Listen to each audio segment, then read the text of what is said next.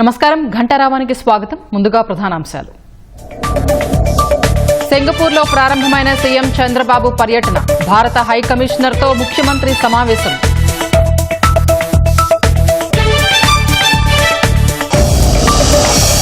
గుంటూరులో ప్రభుత్వ స్థలాల్లో అక్రమార్కుల పాగా. ఇన్నర్ రింగ్ రోడ్డు వెంట ఖరీదైన భూముల కబ్జా.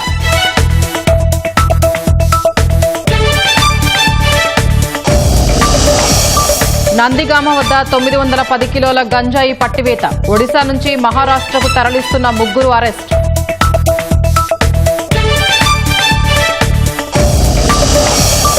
బిందెలో ఇరుక్కున్న 3 ఏళ్ల చిన్నారి తల.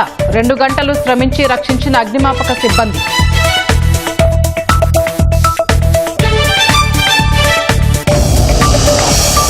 కేరళను ముంచెత్తుతున్న భారీ వర్షాలు. పలు జిల్లాల్లో రెడ్ అలర్ట్.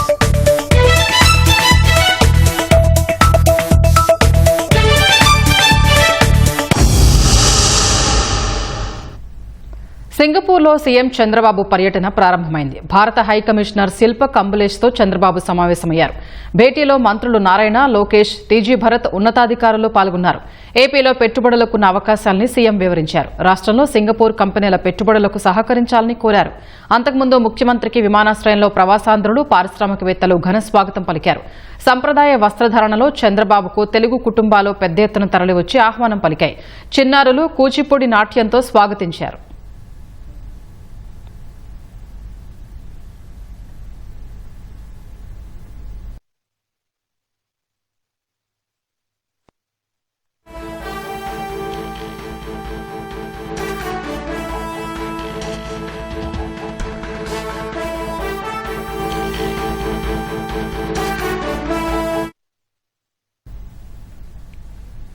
మద్యం కుంభకోణం కేసులో సిట్ ఉచ్చు బిగిస్తోంది. మరిన్ని కీలక ఆధారాల కోసం నిందితుల ఇళ్లు, కార్యాలయాల్లో 13 మంది సిట్ అధికారులు శనివారం సోదాలు నిర్వహించారు.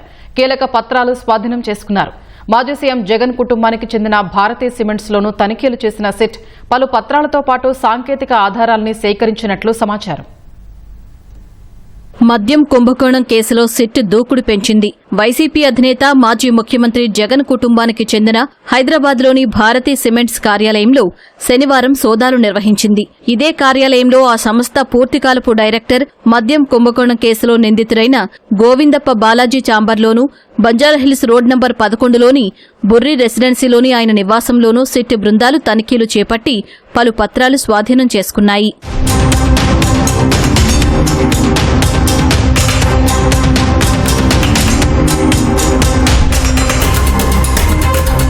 మద్యం డిస్టిలరీలు, సరఫరా కంపెనీల నుంచి వసూలు చేసిన ముడుపుల సొమ్మును ఈ కేసులో ప్రధాన నిందితుడు రాజు కేశిరెడ్డి, 4వ నిందితులైన వైసీపీ ఎంపీ పెద్దిరెడ్డి మిథున్ రెడ్డి, 5వ నిందితుడు వి విజయసాయిరెడ్డిలతో పాటు గోవిందప్ప బాలాజీకి అందజేసేవారని, వారు ఆ సొత్తు ఎప్పటికప్పుడు నాటి ముఖ్యమంత్రి జగన్ కు చేర్చేవారని సిట్ ఇప్పటికే ప్రాథమిక అభియోగ పత్రంలో వెల్లడించింది. మద్యం ముడుపుల సొమ్మును డొల్ల కంపెనీల్లోకి రూటింగ్ చేశారని, బెంగళూరు కేంద్రంగా స్థిరాస్తి రంగంలో పెద్ద ఎత్తున పెట్టుబడులు పెట్టించారని గోవిందప్ప బాలాజీపై అభియోగాలున్నాయి. మద్యం ముఠా సభ్యులతో ఆయన హైదరాబాద్లో పలుమార్లు సమావేశమైనట్లు సిట్ ఇప్పటికే సాంకేతిక ఆధారాలు సేకరించింది.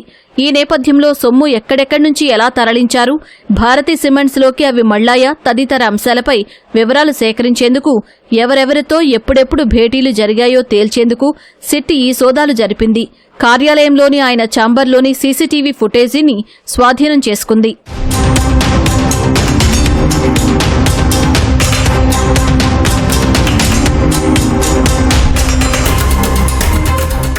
రాజకేశిరెడ్డి భార్య సోదరి పైరెడ్డి మేఘనా ప్రియదర్శిని రెడ్డి ఎండీగా, ఆమె తల్లి పైరెడ్డి సుజాతారెడ్డి డైరెక్టర్గా ఉన్న మణికొండలోని ప్రశాంత్ హిల్స్లో resource 1 IT solutions private limited కార్యాలయంలో మద్యం కుంభకోణం నిందితుడు బూనేటి చాణక్య యజమానిగా ఉన్న హైదరాబాద్ టీ గ్రిల్స్ రెస్టారెంట్ కార్యాలయంలోనూ సిట్ బృందాలు సోదాలు చేశాయి. 2019 నుంచి 2024 మధ్య 5 ఏళ్లలో ఈ సంస్థకు సంబంధించిన ఆర్థిక లావాదేవీల వివరాలు, పత్రాలను స్వాధీనం చేసుకున్నాయి. వాటన్నింటినీ విశ్లేషించి మద్యం కుంభకోణం ద్వారా సమకూరిన నల్లధనాన్ని చలామణిలోకి తెచ్చేందుకు ఈ కంపెనీ కేంద్రంగా లావాదేవీలు జరిగాయని సిట్ అనుమానిస్తోంది.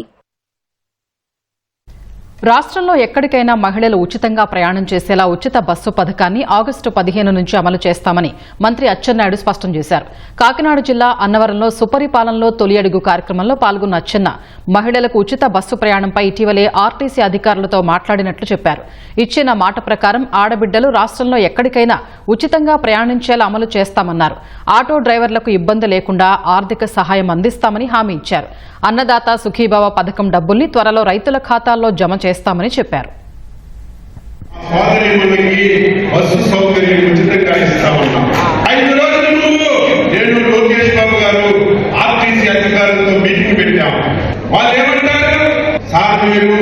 ఒక జిల్లాకే పరిమితం చేయండి అన్నారు. దానికి లోకేష్ బాబు గారు ఏం చెప్పారంటే, మేము మాటించాం 5 రకాల బస్సుల్లో ఈ రాష్ట్రంలో ఎక్కడికి వెళ్ళినా ఉచితంగా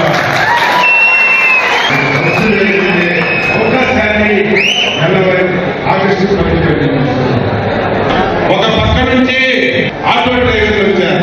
మీరు ఆడవాళ్ళు చూస్తే బస్సిస్తే మా ఆటో డ్రైవర్ గారు వెయ్యి పంపుతామన్నారు. కరెక్టే, ఆడవాళ్ళందరూ ఉచిత బస్సు ఎక్కితే ఆటో ఎక్కకపోతే వాళ్ళకు కూడా కష్టం.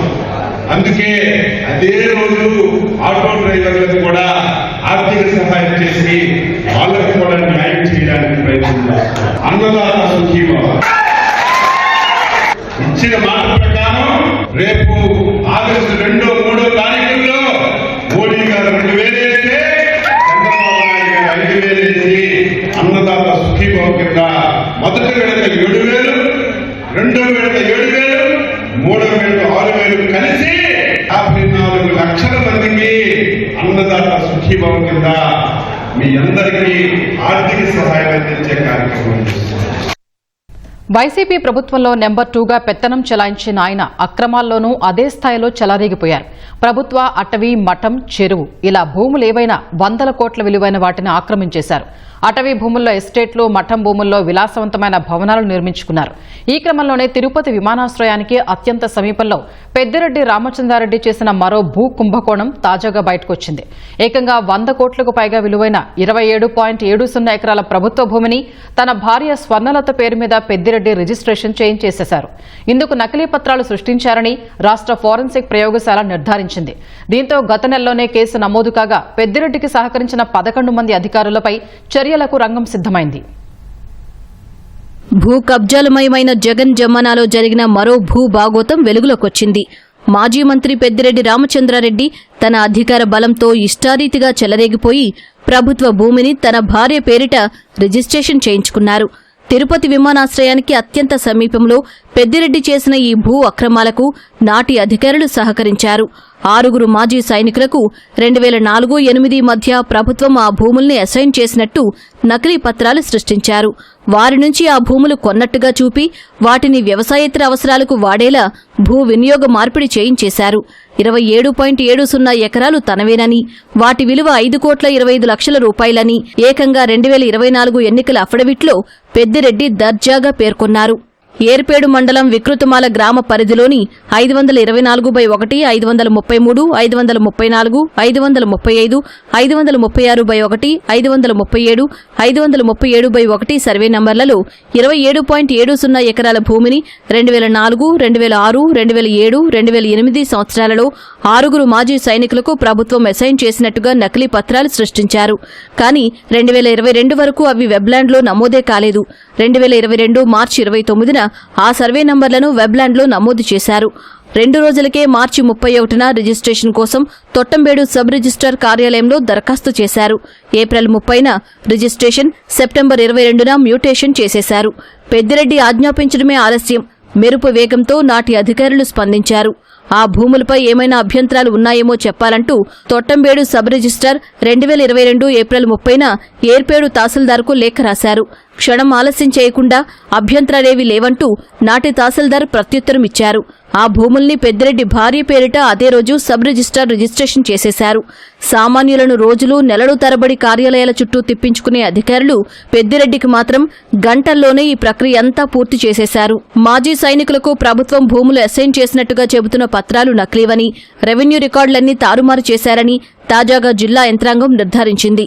ఫోరెన్సిక్ సైన్స్ ప్రయోగశాల ఆ పత్రాలు నకిలీవని నిర్ధారించింది.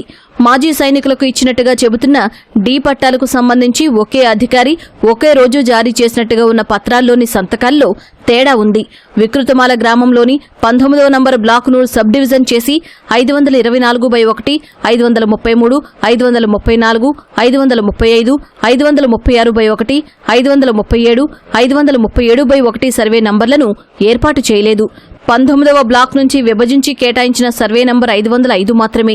మాజీ సైనికులకు కేటాయించినట్లుగా చెబుతున్న సర్వే నంబర్లు అడంగల్లో వేరే ఇంకుతో రాసినట్టుగా ఉంది. 2022 వరకు ఆ సర్వే నంబర్లను వెబ్లాండ్లో నమోదు చేయకపోవడంతో అడంగల్ను తారుమారు చేశారని జిల్లా అధికారులు నిర్ధారణకు వచ్చారు. 661B రిజిస్టర్లో మాజీ సైనికులకు కేటాయించినట్లు చెబుతున్న సర్వే నంబర్లకు సంబంధించిన పేజీలు కొత్తగా జత చేసినట్టు కనిపించడం అనుమానాలకు తావిస్తోంది. ఆ రిజిస్టర్లోని ఇతర పత్రాలతో పోల్చితే వాటి రంగు, నాణ్యత వేరుగా ఉన్నాయి. వాటికి ముందున్న ఖాతా నంబర్లలోని సంతకాల్ని ఈ పత్రాల్లో ఫోర్జరీ చేసినట్టుగా తెలుస్తోంది. రిజిస్ట్రేషన్ చట్టంలోని 22A నుంచి ఈ వరకు ఉన్న సెక్షన్ల ప్రకారం నిషేధిత భూముల జాబితాను ప్రభుత్వం 2017లో అన్ని జిల్లాల రిజిస్ట్రార్లకు పంపింది. దానిలో సర్వే నంబర్ 524 ప్రస్తావన తప్ప మిగతా సర్వే నంబర్ల వివరాలు లేవు. 524కు సంబంధించి టి జయమ్మ పేరుతో ఉందే తప్ప పెద్దిరెడ్డి ముఠా సభ్యులు క్లెయిమ్ చేస్తున్నట్టుగా డి సుబ్రహ్మణ్యం అన్న పేరు లేదు. కాబట్టి 2017-18కు ముందు ఆ సర్వే నంబర్లు లేనేలేవని జిల్లా యంత్రాంగం నిర్ధారణకు వచ్చింది. నకిలీ డాక్యుమెంట్లతో రిజిస్ట్రేషన్ కుట్రలో పాత్రధారులైన ఒక తహసీల్దార్, 3 మండల సర్వేయర్లు, 1 సీనియర్ అసిస్టెంట్, 2 వీఆర్ఓలు, 1 విలేజ్ సర్వేయర్, 2 సబ్ రిజిస్ట్రార్లు, 1 సీనియర్ అసిస్టెంట్పై అభియోగాలు నమోదు చేస్తూ 2025 మార్చి 6న ప్రభుత్వం ఛార్జ్ మెమోలు జారీ చేసింది. వారిపై త్వరలో క్రమశిక్షణ చర్యలు చేపట్టనుంది. ఈ కుట్రపై ఏర్పేడు తహసీల్దార్ ఫిర్యాదు మేరకు జూన్ 28న ఏర్పేడు పోలీస్ స్టేషన్లో ఎఫ్ఐఆర్ నమోదైంది. గుర్తు తెలియని వ్యక్తులు నకిలీ డీకేటీ పట్టాలు పుట్టించారని, గ్రామ రికార్డులు, మ్యాప్లకు సంబంధించి అసలు సర్వే నంబర్ 19లో ఆ సర్వే నంబర్లేవీ లేవని, అవి నకిలీ పత్రాలని ఫోరెన్సిక్ ప్రయోగశాల నిర్ధారించిందని ఫిర్యాదులో పేర్కొన్నారు. మాజీ సైనికోద్యోగులకు ప్రభుత్వం భూమి కేటాయించాలంటే జిల్లా సైనిక సంక్షేమాధికారి ద్వారానే దరఖాస్తు వెళ్లాలి. కానీ ఈ భూముల విషయంలో అలాంటి దాఖలాలు లేవు. 1963 నాటి జీవో నంబర్ 743 ప్రకారం మాజీ సైనికులకు భూములు కేటాయించేటప్పుడు వారి సర్వీస్ రికార్డులు, ఐడీ కార్డులు, పింఛన్ వివరాలు, డిశ్చార్జ్ రికార్డు వంటివన్నీ అసైన్మెంట్ ఫైల్స్లో పొందుపరచాలి. ఇక్కడ అవేవీ అందుబాటులో లేవు. మాజీ సైనికుల ఉపాధికి ప్రభుత్వం కేటాయించిన భూముల్ని 10 ఏళ్ల తర్వాతే విక్రయించుకునే వెసులుబాటు ఉంటుంది. అప్పుడు కూడా కలెక్టర్ నుంచి నిరభ్యంతర పత్రం తీసుకోవాలి. అలాంటి భూములపై ఉత్తర ప్రత్యుత్తరాలు, వివరణలు జిల్లా రిజిస్ట్రార్, కలెక్టర్ స్థాయిలో జరుగుతాయి. కానీ పెద్దిరెడ్డి విషయంలో సబ్ రిజిస్ట్రార్, తహసీల్దార్లు వారికి లేని అధికారాల్ని చేతుల్లోకి తీసేసుకుని నకిలీ పత్రాల్ని రిజిస్ట్రేషన్ చేసేశారు. నేరపూరిత కుట్రలో పాలు పంచుకున్నారు. పెద్దిరెడ్డి భార్య స్వర్ణలత పేరు మీద రిజిస్ట్రేషన్ చేయించుకున్న భూమిలో 15.10 ఎకరాల్ని జిల్లా యంత్రాంగం స్వాధీనం చేసుకుని బోర్డులు ఏర్పాటు చేసింది. దానిపై స్వర్ణలత హైకోర్టులో 3 రిట్ పిటిషన్లు దాఖలు చేశారు. విచారించిన కోర్టు యథాతథ స్థితి కొనసాగించాలని ఆదేశించింది. ఆ భూమిలో 12.60 ఎకరాలను ప్రభుత్వం స్వాధీనం చేసుకోకుండా ఉత్తర్వులు ఇవ్వాలంటూ పుట్టి జయరామయ్య, కె రెడ్డమ్మ కోర్టులో పిటిషన్లు వేశారు. 524/1లో తనకు 2.25 ఎకరాల్ని ప్రభుత్వం అసైన్ చేసిందని డి సుబ్రహ్మణ్యం చెబుతున్న భూముల్ని 2022 మార్చి 29న నిషిద్ధ జాబితా నుంచి తొలగిస్తూ అప్పటి కలెక్టర్ ఉత్తర్వులు జారీ చేశారు. ఆ భూములకు సంబంధించిన డీకేటీ ఫైల్స్ అందుబాటులో లేవు. ప్రభుత్వం 2017లో జిల్లా రిజిస్ట్రార్లకు పంపిన నిషిద్ధ భూముల జాబితాలో 524/1 సర్వే నంబర్కు సంబంధించి టి జయమ్మ పేరు ఉంది. దీని వెనుక ఉన్న మతలబేంటన్న ప్రశ్న వినిపిస్తోంది. అప్పటి జిల్లా కలెక్టర్ ఏ ప్రాతిపదికన నిషిద్ధ జాబితా నుంచి తొలగించారన్న అంశంపైన దర్యాప్తు జరుగుతోంది. ఖాళీ జాగా కనిపిస్తే కబ్జా చేసే కాలమిది. అందులోనూ ప్రభుత్వ స్థలమంటే మరీ లోకువ. గుంటూరు నగరపాలక సంస్థ పరిధిలోనూ ఇదే జరుగుతోంది. నగరంలోని ఇన్నర్ రింగ్ రోడ్డు వెంట ప్రజల సౌకర్యం కోసం కేటాయించిన స్థలాన్ని కొందరు కబ్జా చేస్తున్నారు. కోట్ల రూపాయల విలువైన స్థలాన్ని సొంత సొత్తులా అమ్మేసుకుంటున్నారు. కార్పొరేషన్ అధికారులు మాత్రం చోద్యం చూస్తున్నారు. గుంటూరు నగరంలో కార్పొరేషన్ చెందినటువంటి విలువైనటువంటి స్థలాలు కబ్జాకు గురవుతున్నాయి. మనం ప్రస్తుతం గుంటూరు శివార్లో ఉన్నటువంటి స్వర్ణభారతి నగర్ పుచ్చలపల్లి సుందరయ్య కాలనీ వద్ద ఉన్నాము. ఈ పుచ్చలపల్లి సుందరయ్య కాలనీ ఏర్పడి దాదాపు 25 సంవత్సరాలు అవుతోంది. అప్పట్లో నగరంలో ఉన్నటువంటి పేద వర్గాల కోసం ఇక్కడ ఇళ్ల స్థలాలు కేటాయించారు. పేద వర్గాలందరూ కూడా వచ్చి ఇల్లు నివసించుకొని ఉంటున్నారు. అయితే ఆ ప్రజల అవసరాల కోసం వారికి ఇతర మౌలిక వసతులు కావచ్చు, పార్కులు, ఆట స్థలాలకు సంబంధించి ఇక్కడ కార్పొరేషన్ కొంత స్థలాన్ని కూడా వదిలిపెట్టింది. ఇక్కడ ప్రజల కోసం అప్పట్లో సామూహిక మరుగుదొడ్లను కూడా నిర్మించింది. ఆ సామూహిక మరుగుదొడ్లను ప్రస్తుతం అయితే ఎవరు కూడా పెద్దగా వినియోగించడం లేదు. ఎందుకంటే అప్పట్లో ఏదంటే ప్రతి ఒక్కరికి వ్యక్తిగత మరుగుదొడ్లు కట్టించుకోవడం కష్టం కాబట్టి కార్పొరేషన్ తరఫున ఆ మరుగుదొడ్లను అయితే నిర్మించి వారి కోసం కేటాయించారు. అయితే ఇక్కడ ఉన్నటువంటి ఖాళీ స్థలం పైన ఇప్పుడు అక్రమార్కుల కన్ను పడింది. నగరానికి చెందినటువంటి ఒక రౌడీ షీటర్ ఈ ప్రాంతంలో ఉన్నటువంటి ఈ కార్పొరేషన్ స్థలాన్ని ఆక్రమించి వాటిని బిట్లుగా మార్చి ఆయన కాడికి అమ్ముకుంటూ ఉన్నారు. బయటికి పోవటానికి లేదు సార్ మాకు అసలు. ఇప్పుడు మాకు అటు బయటికి పోవటానికి లేదు. అది రోడ్డు స్థలం, బైపాస్ రోడ్డు. అదేందని అడిగితే మీకెందుకు మీరు మాట్లాడుతున్నారు అని అంటారు. ముందుకు పోతే నొయ్యి, వెనక పోతే గొయ్యి. పోయినసారి ఆమె గెలిచింది. అప్పుడే వేసింది అవన్నీ. అప్పుడేసి ఇంక అప్పటి నుంచి అవి అట్టాగే ఉండయి. మనం చూస్తున్నాం ఇప్పుడు ఈ రింగ్ రోడ్డు, గుంటూరు రింగ్ రోడ్డుకు సంబంధించి 3వ దశ నిర్మాణ పనులు జరుగుతున్నాయి. అది దాదాపు 5-6 ఏళ్ళుగా ఆ పనులను కూడా ఆగిపోయిన పరిస్థితి. కూటమి ప్రభుత్వం వచ్చిన తర్వాత దీన్ని దాదాపు 48 కోట్ల రూపాయలు దీనికోసం కేటాయించి 3వ దశ ఈ ఇన్నర్ రింగ్ రోడ్డు పనులను అయితే ప్రారంభించారు. దానికి సంబంధించి ఇప్పుడు ఈ రింగ్ రోడ్డుకు పక్కనే ఈ ఖాళీ స్థలం ఉంది. ఈ పుచ్చలపల్లి సుందరయ్య కాలనీ కార్పొరేషన్ చెందిన స్థలం. దీంతో ఈ స్థలం డిమాండ్ కూడా చాలా ఎక్కువగా పెరిగిపోవడంతో కబ్జాదారుల కన్ను దీనిపైన పడింది. ఈ స్థలాన్ని కబ్జా చేసి వాటిని బిట్లుగా మార్చి 5 నుంచి 8 లక్షల వరకు ఒక్కొక్క స్థలాన్ని అయితే వేరే వాళ్ళకు అమ్మేస్తున్నటువంటి పరిస్థితి. కొన్నటువంటి వారు చిన్న షెడ్ని కూడా ఇటీవల కాలంలో గత 5-6 నెలల కాలంలోనే ఈ షెడ్ని కూడా ఏర్పడ్డాయి.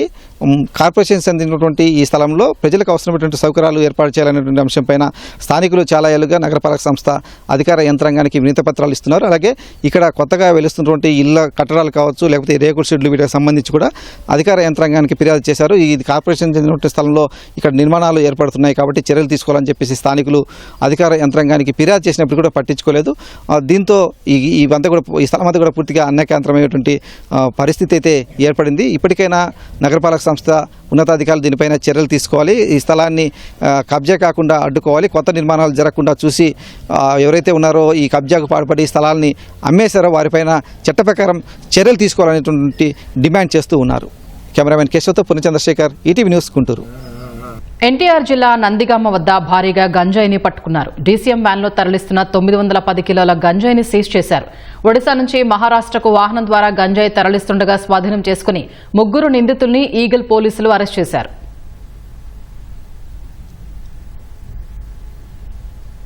తండ్రి తెచ్చిన కొత్త బిందెతో సరదాగా ఆడుకుంటూ ఉండగా 3 ఏళ్ల చిన్నారి తల అందులో ఇరుక్కుపోయింది. ఆంధ్ర ఒడిశా సరిహద్దులోని మల్కాన్గిరి జిల్లాలో ఈ ఘటన జరిగింది.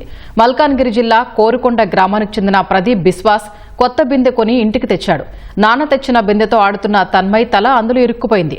కుటుంబ సభ్యులు ఎంత ప్రయత్నించినా తల బయటికి రాలేదు.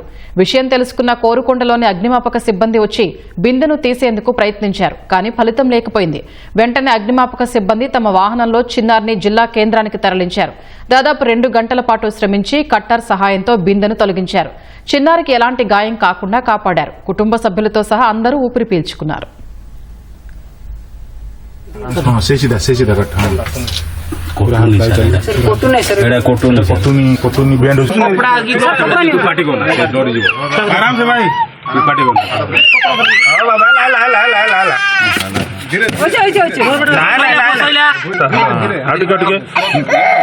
लेट आराम से किसी नहीं टेंशन नहीं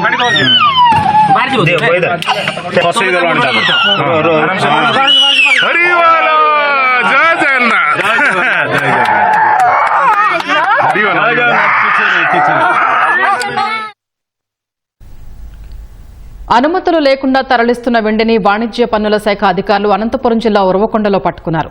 కళ్యాణదుర్గంకు చెందిన ఓ వ్యాపారి పన్ను చెల్లించకుండా కరిగించిన సిల్వర్ను 20 సంచుల్లో ఆర్టీసీ కార్గోలో హైదరాబాద్ తరలిస్తున్నట్లు వచ్చిన సమాచారంతో సోదాలు చేశారు.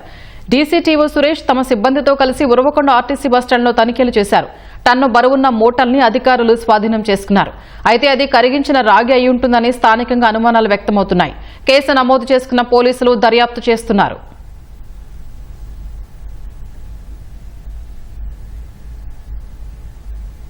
శుక్రవారం రాత్రి నుంచి కురుస్తున్న భారీ వర్షాల కారణంగా కేరళలోని పలు ప్రాంతాల్లో తీవ్ర నష్టం వాటిల్లింది. నదులు, ఆనకట్టల్లో నీటి మట్టాలు భారీగా పెరిగాయి. పలుచోట్ల చెట్లు విరిగి నేలకొరిగాయి. ఇళ్లు ధ్వంసమయ్యాయి. వర్షాల కారణంగా జరిగిన ప్రమాదాల్లో ఒకరు మరణించగా అనేక మంది గాయపడ్డారు. భారీ వర్షాల నేపథ్యంలో ఎర్నాకుళం, ఇడుక్కి, త్రిశూర్ జిల్లాలకు భారత వాతావరణ విభాగం ఐఎండీ రెడ్ అలర్ట్ జారీ చేసింది. పతనంతిట్ట, కొట్టాయం, పాలక్కడ్, మలప్పురం, కోజికోడ్, వైనాడ్, కన్నూరు, కాసర్గోడ్ జిల్లాలకు ఆరెంజ్ అలర్ట్, మిగిలిన 3ంటికి యెల్లో అలర్ట్ ప్రకటించింది. రాబోయే 5 రోజులు వర్షాలు కొనసాగే అవకాశం ఉందని, గంటకు 50 నుంచి 60 కిలోమీటర్ల వేగంతో బలమైన గాలులు వీచే అవకాశం ఉందని ఐఎండీ తెలిపింది. మరోవైపు మహారాష్ట్రలోని పాల్ఘర్లోనూ వర్షాలు దంచి కొడుతున్నాయి. వర్షాల వల్ల సంభవించిన వేర్వేరు ప్రమాదాల్లో 4 మృతి చెందినట్టు అధికారులు తెలిపారు. 450కి పైగా ఇళ్లు దెబ్బతిన్నాయని చెప్పారు. పాల్ఘర్ జిల్లాకు ఐఎండీ రెడ్ అలర్ట్ జారీ చేసింది.